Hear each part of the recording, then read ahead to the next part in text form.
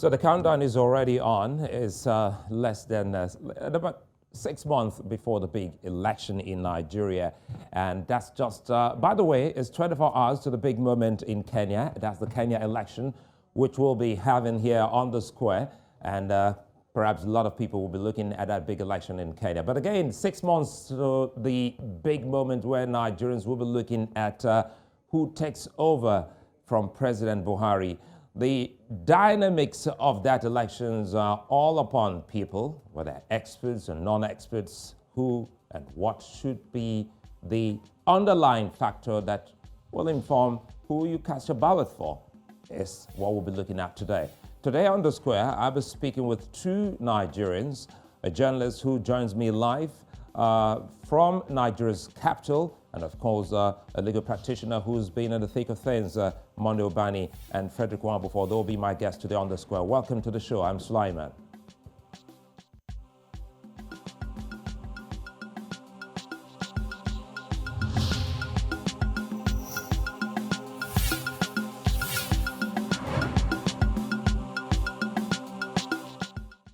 Not yet.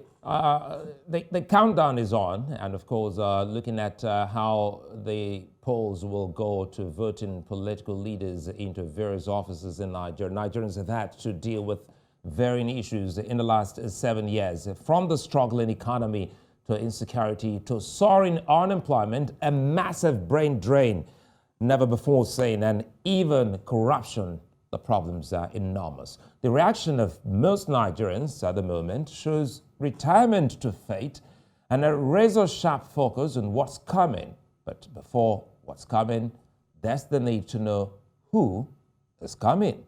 Peter Obi, Bola Tinubu, Atiku Abubakar, and Rabiu Kwankwaso, the four front runners for Nigeria's top political office. And of course, in that, we also have Dumebi Kachuku, tribal representation, geopolitical leanings, and age have become a factor leading to the 2023 elections. The final decision and leaning of Nigerians are yet to be fully understood. Social media is a community on its own, and unofficial campaigns have been in full throttle, and of course, other political calculations are in full swing.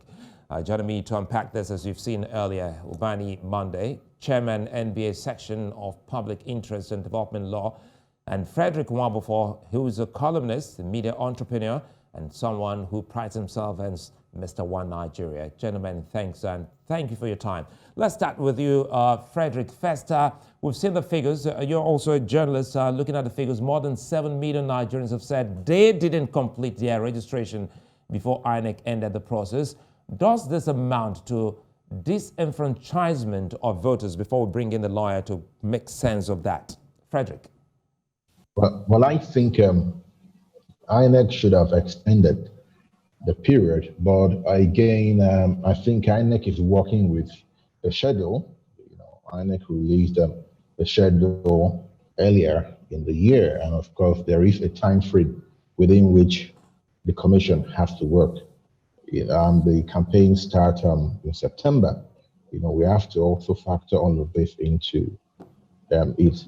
But fundamentally, INEC should have at least allowed those who pre-registered online to complete their registrations.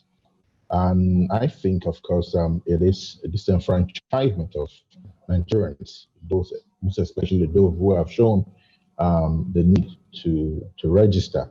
And if you also consider the fact that those who are not registered, basically there are issues that have affected the process, such as insecurity in some parts of the country.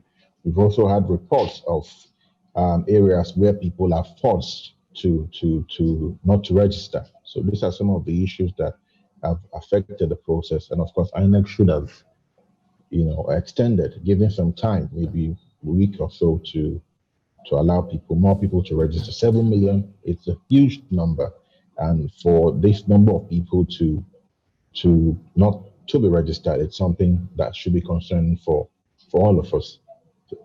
Well, no doubt the numbers are huge. Let's bring in Mondo Ubani. We've heard you, and we've also heard some of your colleagues also say, what's this thing about voter registration that shouldn't be a continuous process, as Fred has said?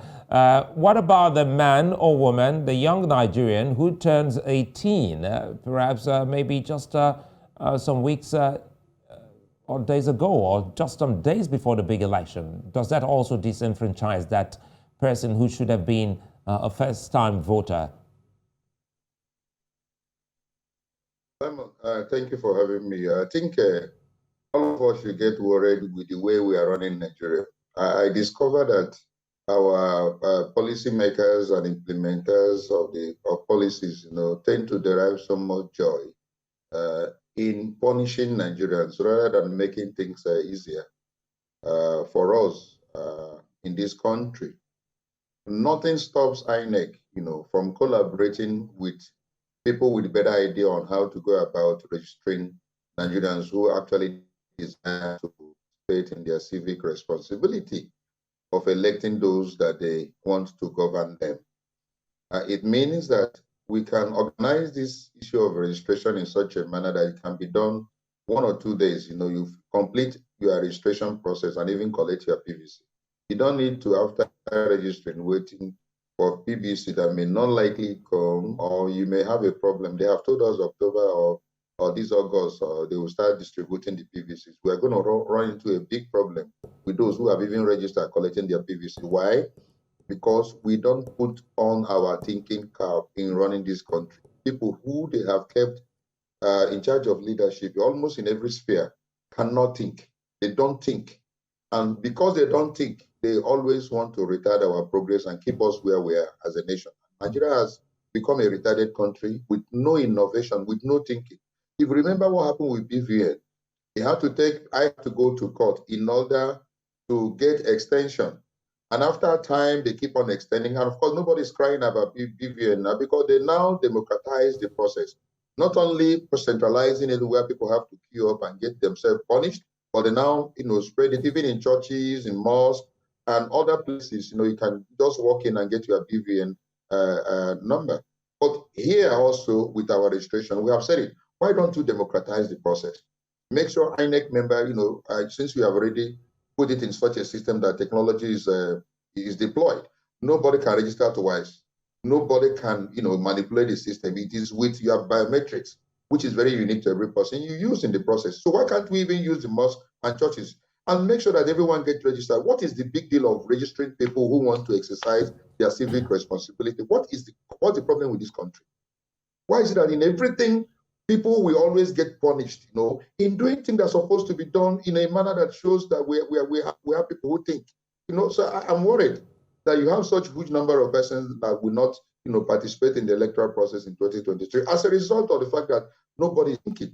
We just want a country, to be run in such a manner that, there's a fair manner of running a country. You can't do things that way. I am very sad that I'm a member of this particular, country, honestly, that I'm a citizen. I've never seen anywhere things are done in such a manner that it shows that the people are not thinking. With all the PhD holders, with all the lawyers, all the doctors in this country, there is nothing we have taken up and have done it in such an excellent manner. You say, oh, you have people who are educated. I think that we can do this better. We had a meeting recently with the INEC chair, and we saw, is there any way we can come in? Because I see no reason why it would take almost 3 or 4 months for people to get their PVC. Can't we come with a system where you can register this thing in a day and pick up your PVC right there on, without waiting for some distance? Because they're trying to meet up the deadline. They're telling you, oh, they have to register and also have time to distribute the PVCs and all that. That's why they're now closing, the registration process, because the issue of time schedule. Why can't we come up with our scientists to devise a means of registering at the same day, and collecting your PVC the same day? Why must we wait 3 months? Why must people even queue on the line? To do this when we can even use the technology. That's another aspect. Let me jump in here, Mondo Ubani. You brought in another aspect which Nigeria is already leading in, especially in the financial sector in the world, talking about technology, which you're saying that should have been deployed to the extent that, well, you can get it done in a day. So, Fred, listen to Mondo Ubani. how can the electoral legal framework, be improved? Let's leave the legal framework now. Scratch that. I'll come back to Ubani on this. Now, how can the people, better be, listened to? Because the agitations are there. Now, Monday Ubani is speaking to us today from Malawi, a country of less than 20 million. He's saying perhaps that is why he's more than angry. So 12.2 million Nigerians were declared to have freshly completed their registration by INEC, and 8.7 million of those are young people. What does this mean to the coming elections, Fred? Well, I think it's been said that the young people have become more conscientized about their responsibility as citizens. But again, if we look at it, it's not, the estimate was around 20 million or so youth were projected to register. But I think that didn't happen. But again, it shows that the young people are becoming much more involved. They are becoming much more interested. They are not only on social media to rant, to make noise, and they also want to get involved. They are interested. But I think, by and large, the political calculations for the candidates, Bola Tinubu, Atiku, and P2B, it's going to be a tough call. It's going to be a very tough one.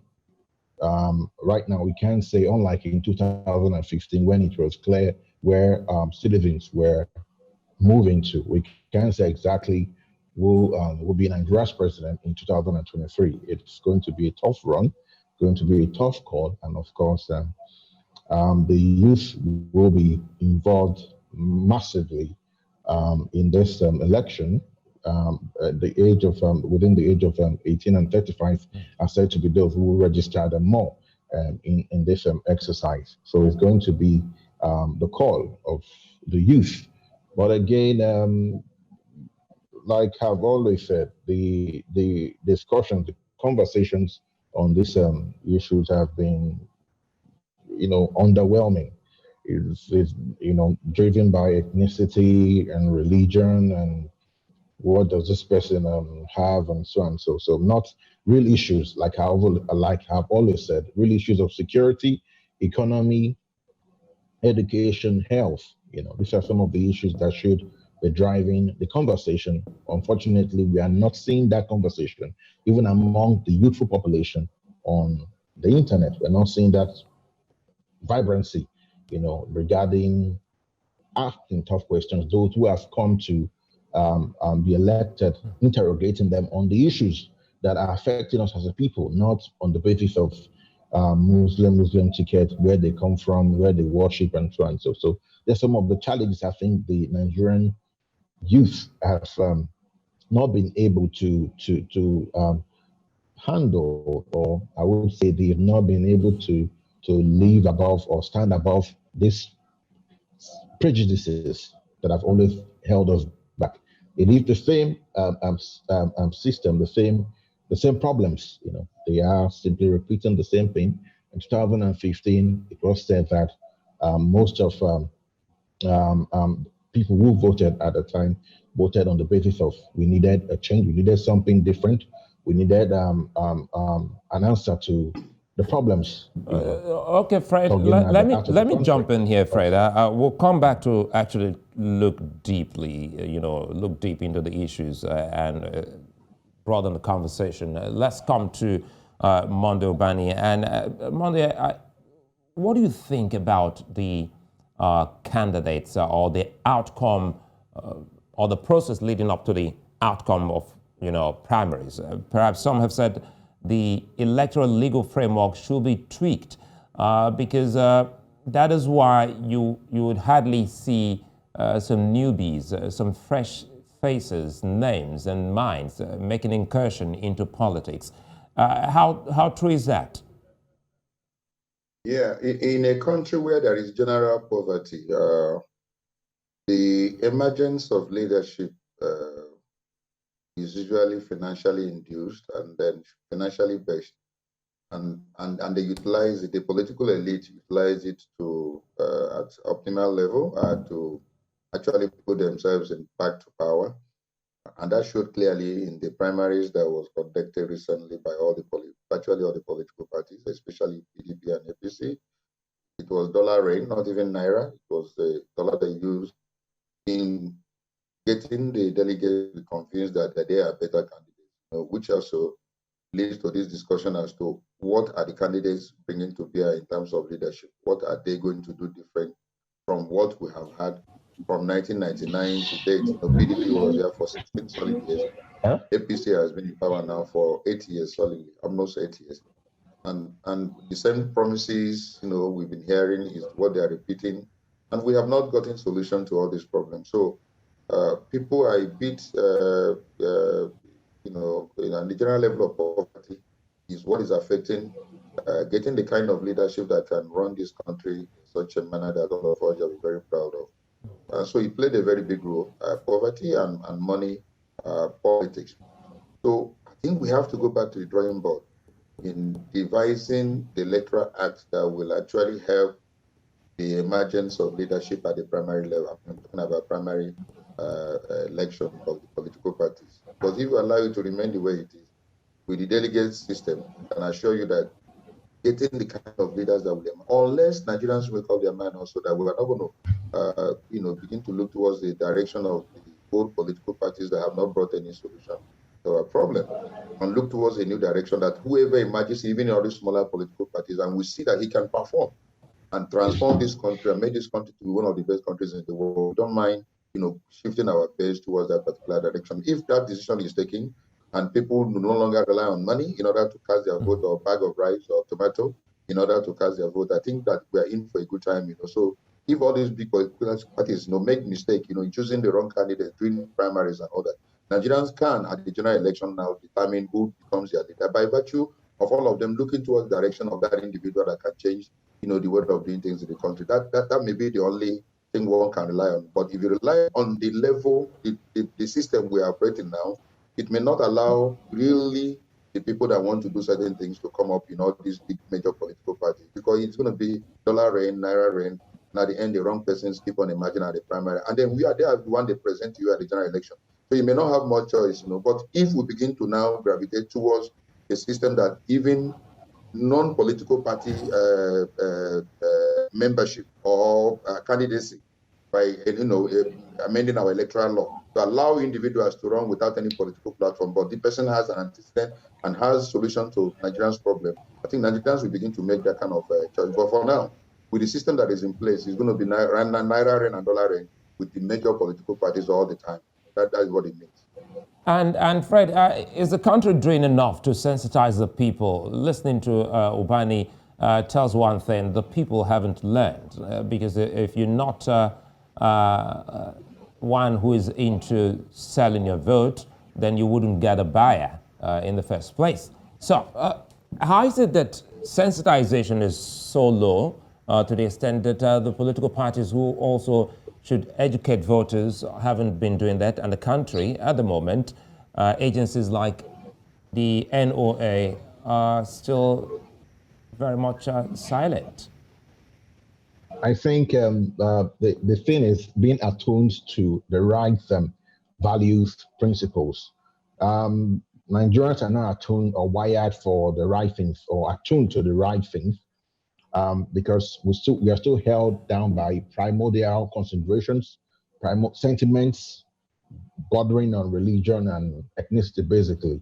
So this is the problem. In 2015, we had insecurity. It was a big problem. In 2022 now, it's a much more bigger problem.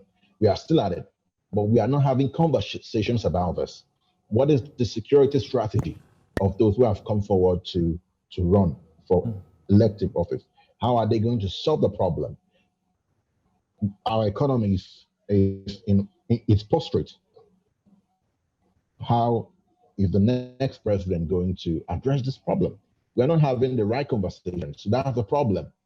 So we are bound to repeat. We've virtually not learned anything from our past mistakes. So we are still going, the election is largely going to be driven by ethnic considerations. We'll jump into some of those, but quickly here before I go back to Monday, do you think, Fred, do you think that money may also be a defining factor in this big election?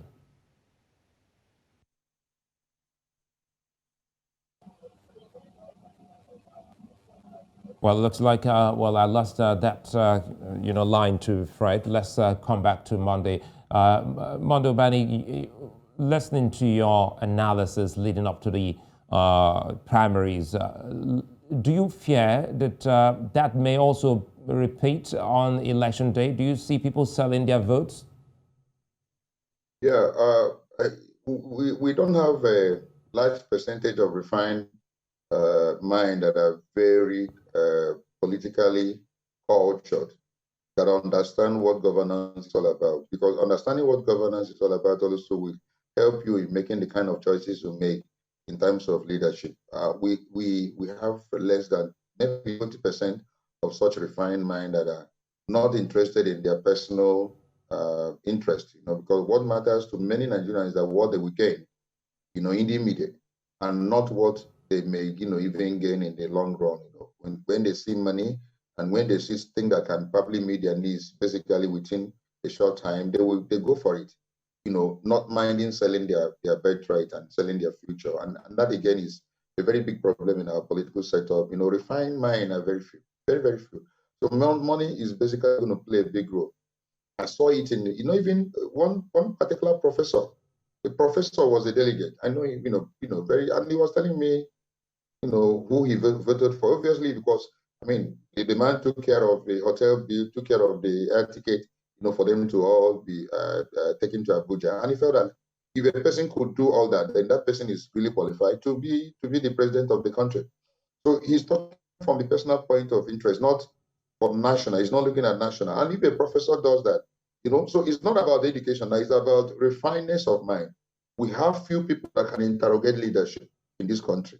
In fact, if you do, most times you have been called names. If you ask questions and demand accountability and say, look, I'm not going to go with you because you have not convinced me that you're going to, people look at you as a dissident, as somebody who is an odd person. Why would you, when what you could have done is collect the money and then move on with your life and all that? So it's a problem. Honestly, sometimes I sit down and I say, can we ever get over the problem of this country in terms of leadership recruitment? Can we even, put up a particular formula with which to get the kind of leader that can run this country? And we have men and women that can run this country competently and conveniently, but we don't have that right mind in making the choices we make. And that is why we are where we are today. We are retarded in terms of growth. And what has happened to us is issue of leadership. In fact, tomorrow on Wednesday, we're going to talk about institutionalizing, our continent, getting the right institutions, that can bring good governance and accountability, and then deployment of technology in the electoral process is my own topic that we're going to talk about here in Malawi.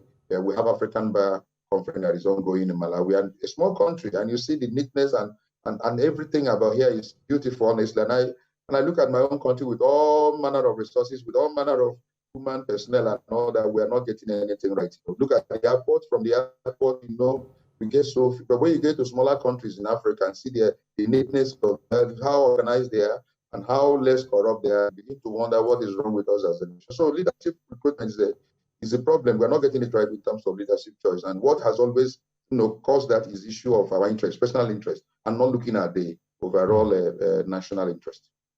Well, it's amazing that you say all of that. I'm happy you're speaking to Africans. You're saying all of those good things about Malawi, even though the world will say Malawi is one of the poorest countries in the world. Lazarus Chakwera and his team seem to be doing something good. But quickly here, help us here, Monday Ubani.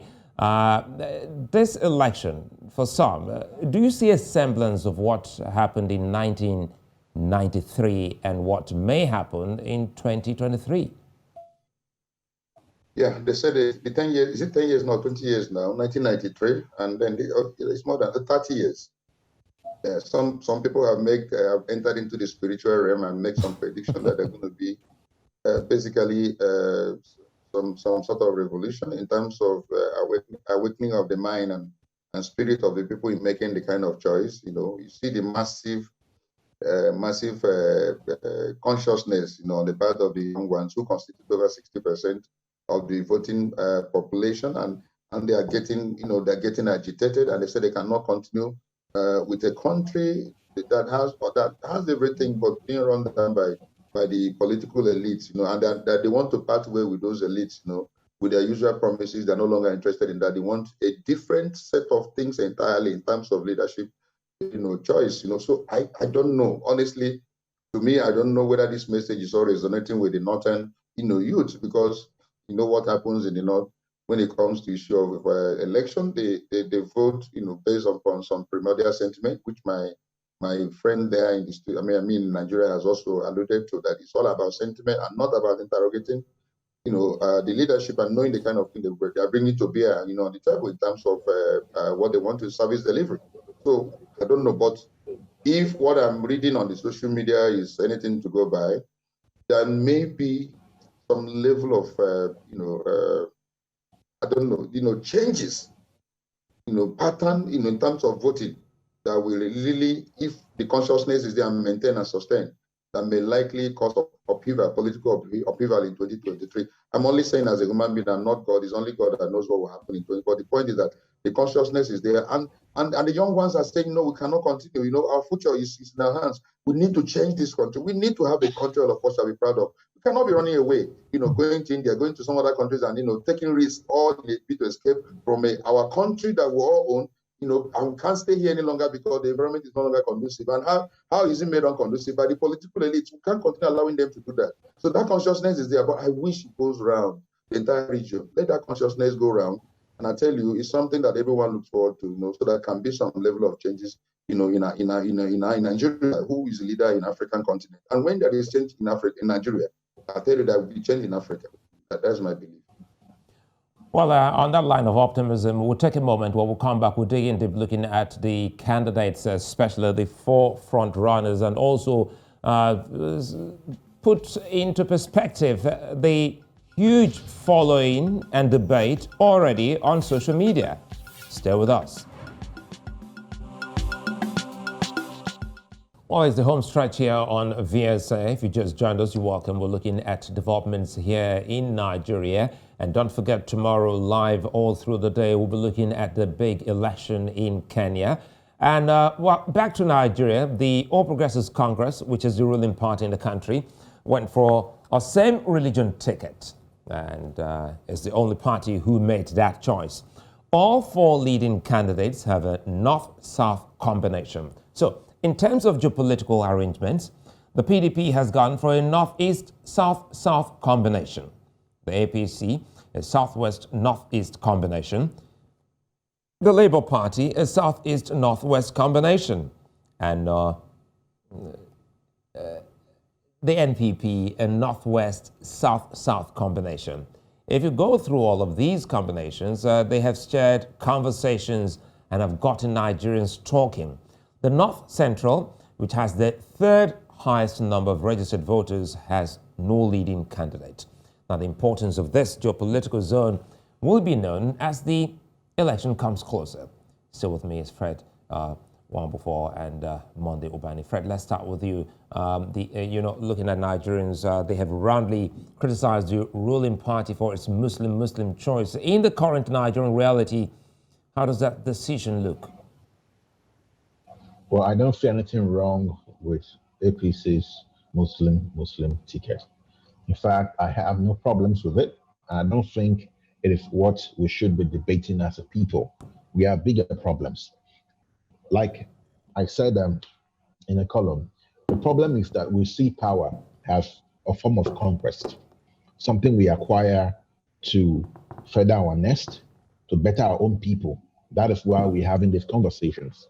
If power was for the sake of the good of the people, to better the lives of the people, the next president can come from us, can even be a Buddhist, but it's because of our political construction, the way Nigeria is set up. That is why these issues are coming up. But I don't see anything wrong with the Muslim ticket. It shouldn't even be up for debate in the first place. We should be talking about how are we going to solve the basic problems we are facing as a country. Tinubu is from the southwest. His running mate is from the northeast. If we are talking about geopolitical balance, we have it there. So I'm not speaking for the APC. I want to make that clear. But I think personally, as a person, I have no problems with that. You know, Well, anyway, I think Tinubu's running mate Fred, competent. I read your column on that, and you're still sticking, to that point, which many Nigerians have been reacting to. Let's bring in Ubani here. Ubani, some have claimed that what the APC has done is politically correct because Tinubu, who's the candidate, has to appease his major expected voting bloc, which is the Northwest. But does that rightly imply the current Nigerian struggle? Yeah, I've had occasion to speak on this issue of Muslim ticket in order for, and my view is that it is clearly the choice of the political party to choose their candidates. It remains also the choice of the electorate to actually agree with them or go against them with their votes. I have always believed that we should interrogate those candidates actually in a deeper meaning, but we must also be very sensitive because of the heterogeneity of this country, the diverse nation, and if under the military they were very sensitive, trying to reflect the two major religions in the choice of leadership, highly insensitive for any political party and society too, for them to say it does not matter, and then go ahead and make the choice of those who will be at the topmost aim of affairs of running the country without reflecting the heterogeneity in terms of religion in leadership choice. So it's their choice, and they have that constitutional right in doing that. But the people also have a right to either approve or disapprove through their votes. That's what I don't want us to publicly. And Ubani, that can happen, on election day, deciding it all. But quickly here, help us here. Ubani, the North Central has no candidate amongst the top contenders. One who would have been able to change that is the Kogi State governor who didn't get the ticket. Do you think that region could be a major decider on election? Yes, you said it's the second highest, in terms of those who are registered. Now, going by your own analysis, that means that every of the leading, all the leading political parties must look towards that region in order to cut their friendship. And I'm very, very sure that the North Central will be interested in having a country all of us shall be very proud of. Also, probably making their choice also of the political party or the candidate they want to go with. Because everyone is one Nigeria. Nobody goes to the market and whenever he wants to buy or sell, he begins to ask you where you come from. It's only whenever it comes to political appointment that I have to put your state where you come from. But in Nigeria, when you're entering the plane, you don't ask which state the pilot is comes from. Or the market, you go to the market, ask where are you from before I buy from you and all that. So I think also that whatever is affecting everyone is affecting those from the North Central and from the South, from Southeast. So this time around, it's not a question of, oh, my own brother is not there. It's a question of who is coming in to really change the story. 1999 to date is a long time for us to have gotten it right with terms of leadership. The two political parties, we believed in them. They made promises. I was in the forefront for 2015 in bringing this government that is presently. I was all over the place on television and radio canvassing for a change. And we didn't know the kind of change we were canvassing for. But the point is that the North Central remains a very veritable region that should be courted and should be befriended for us to probably change the scale in favor of any of the political parties that want to govern Nigeria. That's the truth. We need all the regions. And there are six of them, very major. South, Southeast, Southwest, North Central, North Central, of course, Northwest, and Northeast and Northwest. They are all very, very, important issues. And of course, the number of percentage, again, required for you to succeed as a president. You must have 25%, at least 2/3 of the entire states in the country, in the federation. So you must work hard in order to ensure that you get all the regions to support your candidates. And Fred, more than these calculations, what do you expect to be the guiding principle of the average Nigerian voter? The guiding principle should be competence, should be who can fix our problems, who can fix our economy, who can provide infrastructure, who can address insecurity. This should be the thing that should be guiding our conversations right now, and not whether someone is a Muslim or Christian or what. This should be what we're discussing. It just barely a few months to the elections, but we've not seen the manifesto of some of the candidates. I think Atiku has released his. We've not seen that of P2B. He's still going around, giving talks, and without. We want to see something we can hold you accountable by. We want to see evidence of the things you are going to do. We want to hold that as evidence of, okay, look at what you said you would do when you get into office. We've not seen all of that. We're just having vacuous conversations on things that should not matter to us as Nigerians. Let me bring this to you quickly here, Fred. Fred, it has to do with, coming from comments by Mondo Ubani earlier on. He said he was one of those Nigerians who was in the forefront campaigning for change without knowing the kind of change they were campaigning for. He's not alone. A lot of Nigerians have said they are disappointed with the present administration. So how do you know? Is there a thing to look out for in candidates when they speak in the manifesto, in their games, for you to know who to cast your ballot for on the day? Yeah, I think, Nigerians, including myself as well, we were driven by emotion in 2015. We just wanted Jonathan out. We were seeking change, but like Dr. Ubani said, we did not know the change we were asking for. So that's why we must be thorough this time around. We should not let spin doctors sway our opinions or sway our minds. We should be thorough in electing the next president. That is why we should be having conversations right now. And antecedents matter. If someone has shown bigotry in the past, or if a particular candidate is known for making inflammatory statements, is known for harassing other people, or when he was in power at some point, he did not manage diversity in his state very well.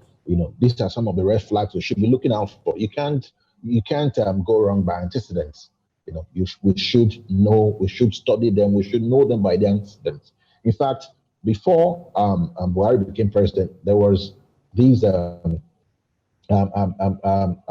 jingle at that time by the PDP saying, okay, this was what he said in the past. This was who he is. And of course, Nigerians ignored it because we all wanted Jonathan out. And eventually, Nigerians started to realize, of course, what was said about this man is true, appears to be true, rather. So I think we should be thorough in electing the next president. We should have that conversation right now. You can't go wrong by accident. If someone tells you now that he would manage Nigeria's diversity very well, but when he was governor of Anambra, so he did not do that. He had problems with other people in the state. So we should actually ask that question. So we should be very thorough in our assessment of the next president of the next president. So these are some of the things. And Fred, a debate culture, will that help? Of course, we Nigerians debate. We like to talk. We like to be heard. But like I've always said, it's about the quality of what we talk about, the quality of what we debate. What are we debating? We are either debating religion, ethnicity, or we are debating Fulani herdsmen. We are debating, some crass, inchoate, vacuous, insipid, tepid issues, not real issues that could, spur us to growth and development as a country. Of course, you still have a pocket of Nigerian young people who actually having this conversation, but the majority of us are just having base conversations on things that will not matter to the country, will not have any effect on us as a people. So these are some of the things we should we're talking about right now. How do we address insecurity? What is the strategy? The running mate of P2B, Mr. Dr. Dati Ahmed, he was asked this question: how would you address insecurity? Do you have a strategy?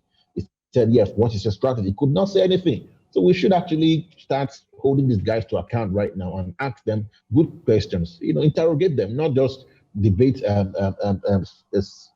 asinine issues and so. And Ubani, you've been involved in many elections. Help us here if you understand the average Nigerian voters' focus during election, or what's the voters' perception during an election? Most times, the political godfathers, usually give a tip or direction for them to follow, especially if those political godfathers have enough money to distribute a night before the election.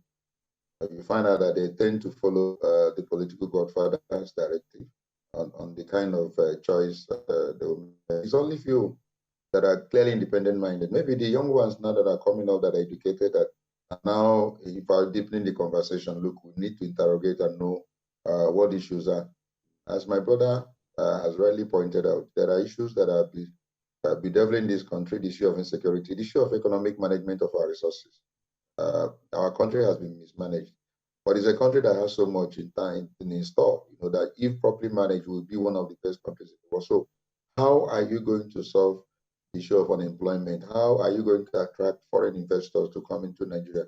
What are the basic infrastructures we put in place, basically, that will attract the investors to come into your country? These are the kind of questions people should be asking, our leaders. And then, as the core issue of debate culture you mentioned, that is actually what made Abiola to win the election of 1993. There was this national debate between him and Tofa, and he gave a good account of him. So he acquitted himself, and people felt that, look, with what Abiola has said he's going to do, if he's going to do it, then we better, cast our vote. And that was why the issue of Muslim ticket did not matter, because people knew that Abiola probably performed what he promised. So that debate is going to be there. We need to hear our leaders, because if you don't have an idea of what we are going there to do, you will not do anything when you get there. So we want to hear all the major political parties, their candidates, what they have in store, especially in the light of our present economic and predicament and issue of unrest, issue of criminals almost taking over Nigeria. Abuja is no longer safe, and so what is the panacea? What is the solution to all this? And we don't hear them. We don't hear, and everyone should listen. Everyone should open his eyes. Everyone should open his ears and listen to these people. Know what solutions they have for all these problems that are actually bedeviling the country. We need to listen to them and know whether they have the right solution to our problems. So that is what I think. So what has always, actually made people to vote for one particular is godfathers and money.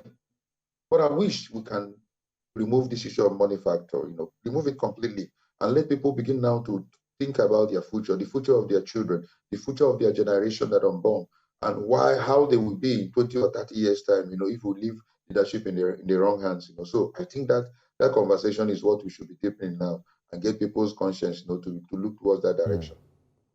And Ubani, just recently we saw President Buhari in Liberia on the occasion of the country's 175th independence. And he's been talking quite a lot now, especially leaving a lasting legacy. He spoke to African leaders on that day. As seen in most African countries, presently you are in Malawi and even in Nigeria, where certain presidents attempt to influence elections. Do you think the 2023 election can be Buhari's lasting legacy?